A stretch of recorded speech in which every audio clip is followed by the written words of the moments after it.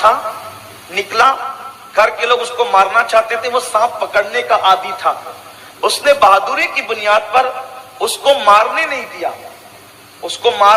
دیا, اور بعد میں کچھ دنوں کے بعد اسی سانپ نے اس کو ڈسا, اور اس کے بعد اس شخص کا انتقال ہو گیا. اللہ اس بندے کی مغفرت فرمائے. بہرحال جس کی موت جس میں لکھی ہوتی ہے تو اس کو اسی میں موت آتی ہے. لیکن حضور علیہ السلام کا فرمان ہے کہ ایذا دینے والی چیز یا تکلیف دینے والا جانور نظر آئے تو تم اس کو وہیں پر قتل کر دو. بلکہ یہاں تک فرمایا گیا, فقہا فرماتے ہیں کہ اس کو نماز توڑ کر قتل کرو, سانپ اگر نظر آئے, کیونکہ وہ تمہیں ڈسے گا ہی. ہمارے مذہب میں ڈسنے والی چیزوں کو, ایذا دینے والی چیزوں کو ختم کرنے کا حکم دیا گیا ہے. اب کبھی کبھی ایسا بھی ہوتا ہے کہ جنات بھی سانپ کی شکل میں آتے ہیں, تو ہمارے بزرگوں نے فرمایا کہ اگر آپ کو ایسا شبہ ہوتا ہے کہ یہ جنات سانپ کی شکل میں آ گیا ہے, تو آپ یہ کہہ دیں کہ چلے جائیں, یہاں سے چلے جاؤ, دوبارہ کہہ دے چلے جاؤ, تیسری بار کہہ دو چلے جاؤ, پھر بھی نہ جائے تو آپ اس کو مار ڈالیں, آپ پر کوئی گناہ نہیں ہے. اس سلسلے میں ہماری جماعت کے بہت بڑے بزرگ حضور سیدی سرکار امام شاہ عبدالعزیز محدث دہلوی رحمۃ اللہ علیہ کا ایک واقعہ ہمارے بزرگ بیان کرتے ہیں. واقعہ یوں ہوا کہ شاہ عبدالعزیز رحمۃ اللہ تعالی علیہ کے گھر میں ایک سانپ نکلا, اور سانپ نکلا تو آپ نے اس کو مار ڈالا.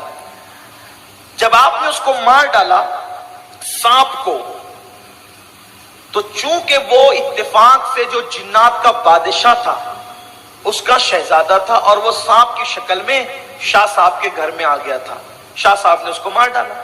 جب مار ڈالا تو جنات کے بادشاہ کو خبر ہوئی کہ عبدالعزیز نام کے کوئی محدث دلی میں رہتے ہیں, انہوں نے مار ڈالا میرے بیٹے کو.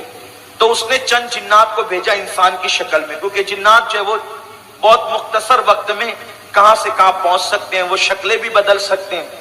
تو اب ایسا ہوا کہ وہ آئے, شاہ صاحب کے دروازے پہ دستک دی, دروازہ کھلا تو شاہ صاحب سے کہا کہ آپ سے کام ہے, ذرا باہر آئیں. جیسی باہر ہے تو کہا چلیے ہمارے بادشاہ نے آپ کو بلایا ہے. چند قدم چلے تو کیا دیکھا کہ دلی تو ختم ہو گیا, لیکن ایک نئی بزم میں آپ تشریف لے گئے, جہاں پر بہت سارے لوگ موجود تھے عجیب عجیب چہرے والے, اور وہاں پر ایک بزم سجی ہوئی تھی اور ایک بادشاہ بیٹھا ہوا تھا. شاہ صاحب کو لے جا کے کہا کہ یہی مجرم ہے. شاہ صاحب نے کہا میں نے کیا جرم کیا؟ تو بادشاہ نے کہا آپ نے میرے بیٹے کو قتل کیا. شاہ صاحب نے فرمایا میں نے کسی کے بیٹے کو قتل نہیں کیا. کہا وہ جو سانپ آپ کے گھر میں تھا وہ میرا بیٹا تھا.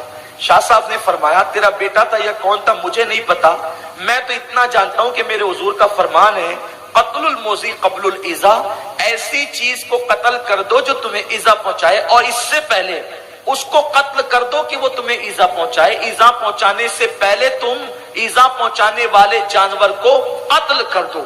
میں نے تو حضور کے فرمان پہ عمل کیا ہے. اب آپ بادشاہ جنوں کے اور آپ کہتے ہیں کہ میرے بیٹے کو قتل کر دیا تو ہم بھی تمہیں قتل کریں گے. میں نے حضور کے فرمان پہ عمل کیا ہے, آپ کیسے مجھے قتل کر سکتے ہیں؟ تو بادشاہ نے کہا کیا یہ حضور کی حدیث ہے؟ انہوں نے کہا بالکل حضور کی حدیث ہے. کہا ہمیں نہیں پتا کہ حضور کی حدیث ہے.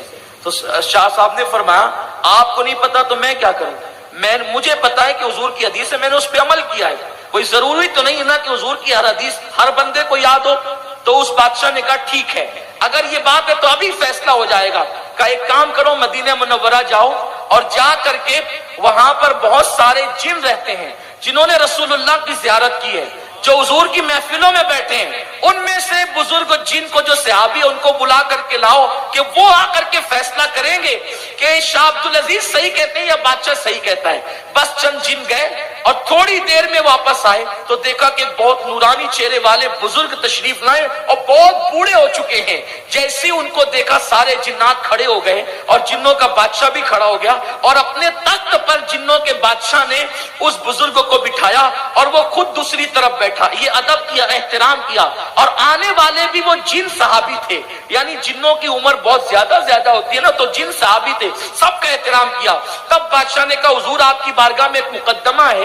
مقدمہ یہ ہے کہ یہ شخص کہتا ہے کہ حضور کی حدیث ہے قتل الموذی قبل الایذا, کہ موذی کو قتل کرے اس سے پہلے کہ وہ ایذا پہنچائے, اور جس نے میرے بیٹے کو قتل کیا وہ جب سانپ کی شکل میں تھا. اور یہ کہتا ہے کہ جب کوئی جن जिस शक्ल में होगा तो हुक्म उस चीज का होगा, असल का हुक्म नहीं होगा। यानी जिन्नात अगर सांप की शक्ल में गया, अब उसको मार दिया गया तो जिन्नात को मारने का गुनाह नहीं होगा, क्योंकि वो सांप की शक्ल में गया क्यों? अब आप बताएं, बादशाह ये कहता है कि ये हदीस मेरे इल्म में नहीं है और ये कहता है कि ये हदीस है, अल्लाह पर ये दिल्ली का मुहद्दिस है। तो उस वक्त वो जिन सहाबी ने अपने लबों को जुम्बिश दी, शाह अब्दुल अजीज अंदर ही अंदर से खुश हो रहे थे, चलो अच्छा हुआ ये हादसा हो गया, इसलिए कि इस हादसे की वजह से मैंने उस सहाबी की ज़ियारत कर ली कि जिसने अपनी निगाहों से मेरे मुस्तफा का चेहरा देखा है।